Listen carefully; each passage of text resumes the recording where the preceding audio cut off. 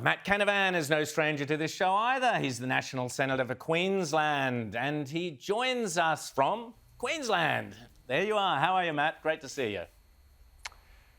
Pretty good to be up here, Rowan. It looks pretty amazing. Where exactly are you? I'm at Yeppoon here. Off the back of me there is the Great Barrier Reef right behind me, and it looks bloody fantastic, I can report. Well, that's a very neat little segue into what you're going to tell us about. We'll ask you about Barnaby and the brilliant job I think that the Nats did in changing leaders recently. We'll talk about that in a second, but let's get into the Great Barrier Reef and your concerns, Matt, about what is happening, this so-called endangered reef that UNESCO are pushing. Tell us about it. Yeah, well, Rowan, you might have seen a couple of weeks ago this organisation called UNESCO. They're a United Nations Environment, Cultural, Social Protection body.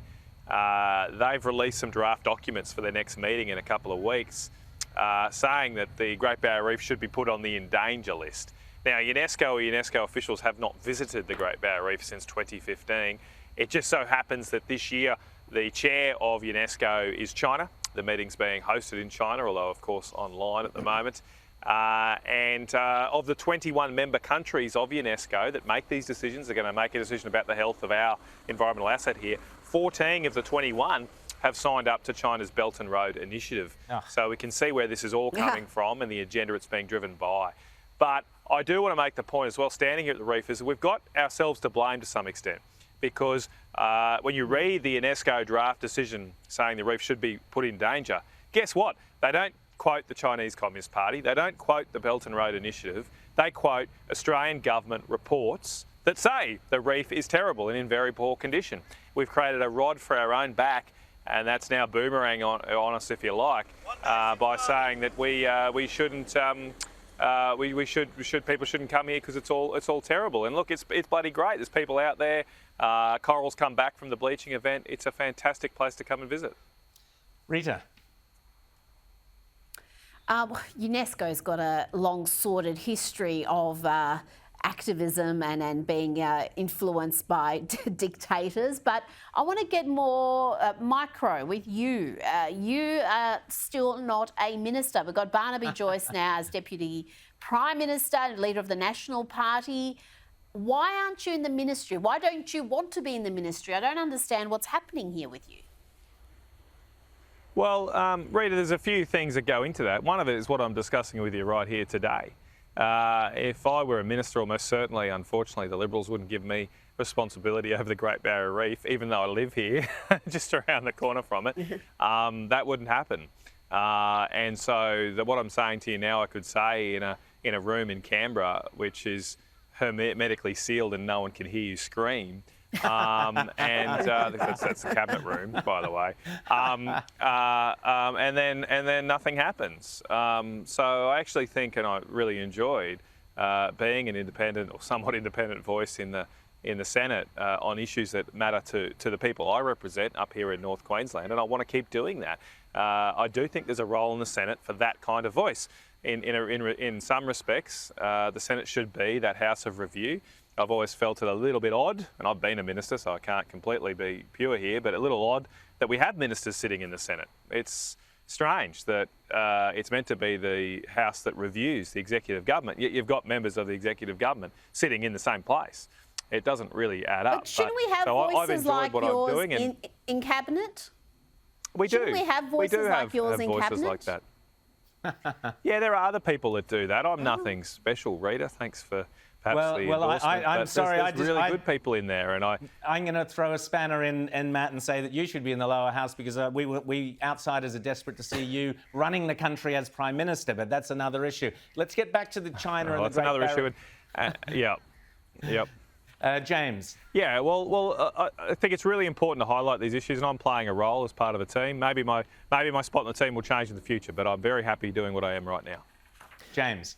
Matt, enough of that cabinet. Let's talk about the national cabinet. You're up in Queensland. What is going on with Anastasia Palaszczuk, her undermining of essentially the entire nation's COVID response? And how did you rate the Prime Minister's 4-phase program to get us sort of out of COVID, maybe perhaps sometime down the road, many years from now, with a bunch of thresholds that we don't even know what they are?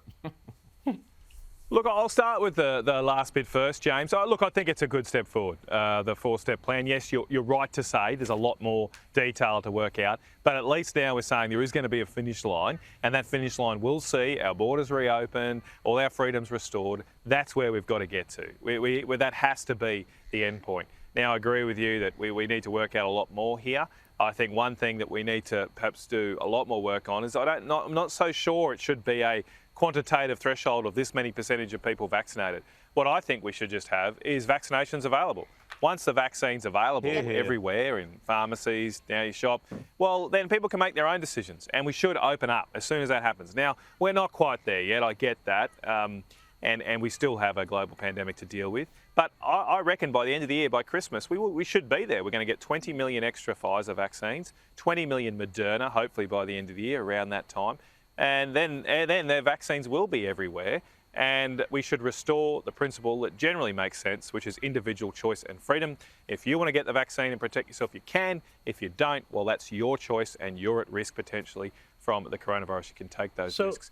Now, in terms of Anastasia Palaszczuk, what we've seen, sorry. I was just going to say, but you know, today in the morning papers, in the Herald Sun, we've seen people saying masks are going to be with us forever. There was somebody on the ABC this morning, an epidemiologist, saying that masks are going to be around forever. All of these restrictions will be with us for years. What do you say to that when we've got this situation where we've got to fight back against that, taken control of the politics? Yeah. Well, look, I don't think that's going to be the outcome, but that's why it's important that yourself and other voices, we do stand up and say, no, we're not doing that. I have consistently, James, been on the side of saying, look, when this thing first hit, it made sense to put in some restrictions on travel. It made sense to be cautious. We didn't really know what it was. And it was, in my view, it was worse than the flu. Now we've got treatments though, and we haven't had a death in Australia from community transmission all year, touch wood. And so things have improved a lot, and we should be seeing the easing of restrictions alongside our greater knowledge and our greater ability to respond to it. Now that's not happening because of politics, as you say, but I don't think the Australian people are going to put up long term with wearing masks. Just look at the latest lockdowns. They're sort of being adhered to in the breach more than the conformance, right? There's a lot of people just refusing to wear masks anymore. I think you're going to see that increasingly happen as people realise that, hey, look, I can make my own judgments about risks, and we're not going to be run by public health Nazis.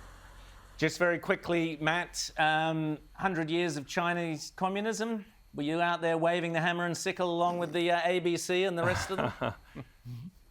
Yeah, look, I think it is a really important time. It's a really important time for the world to recognise what this regime is and what has happened over that past 100 years. The Chinese Communist Party is up there with the worst, most tyrannical, most genocidal governments in the world's history. Perhaps as much as 100 million people, Chinese people, died as a result of the ascent of the Chinese Communist Party, and we should take a moment to reflect and never forget those lost lives and the costs of communism. Now, we also at this time need to make sure that we recognise the real threats facing our nation. And the greatest thing I think Barnaby Joyce has done since he's come back as leader is he's got that ability to just clarify what are the key issues. One of the most important things as a leader is to clarify people what's important and what's not. And right now, what's important is dealing with China from this nation's perspective. There are 3 C's facing, I suppose, that we are challenged with at the moment. There's COVID, there's climate change, and there's China. And China, by far and away, is the biggest threat to our liberties, freedoms, and future prosperity.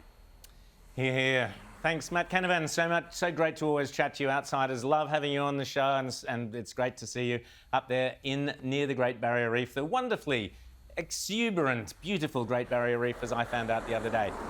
Thanks, Matt.